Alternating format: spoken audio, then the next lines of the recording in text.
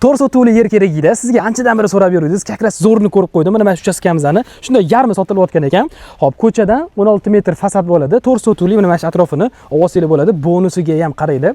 Ko'cha sal kichkinaroq deyaptilar. 6 metr atrofida ko'cha ekan. Men mana shu to'rt sotuvdan tashqari dedi 1-1,5 metr mana shu fasadi 16 ga sizlarga ichkariga kirgizib beraman deyaptilar. Yonimdan u. Unisiga haq to'lanmas ekan. Mana shu ko'chmas mulkda yutqizmaydigan narsalaringizdan bittasi bu yerda. Yer sotib olish kerak, hech qachon zarar qilmaydi. Mana shu joylarni ham bizib, tekislab kakras qurilish qilishligiga mos qilib berar ekanlar.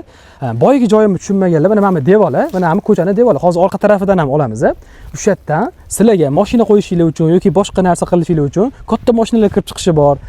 To'rt sotuv sotiladi-ku, undan tashqari mana shu 16 metrdan ichkariga 1-1,5 metr kirgizsalar, bu ham normalniy sotuv bo'lib qoladi-da. O'shanisini sizlarga bonus sifatida o'tib ketar ekan, ko'chani o'zim kattalashtirib beraman sizlarga deyaptilar. Mana o'sha aytgan joyim fasad qismi. Bu videoni yer sotib olmoqchi bo'lgan tanishlarga jo'natib qo'yinglar. 46 mingga baraka qilsanglar bo'ladi. Aniq lokatsiyasi va rasmlari Telegram kanalimda bo'ladi. Shunaqa narxiga mos bo'lgan yerlarni, uchastkalarni, kvartiralarni ko'rmoqchi bo'lsanglar, meni kanalimga obuna bo'lib qo'yinglar.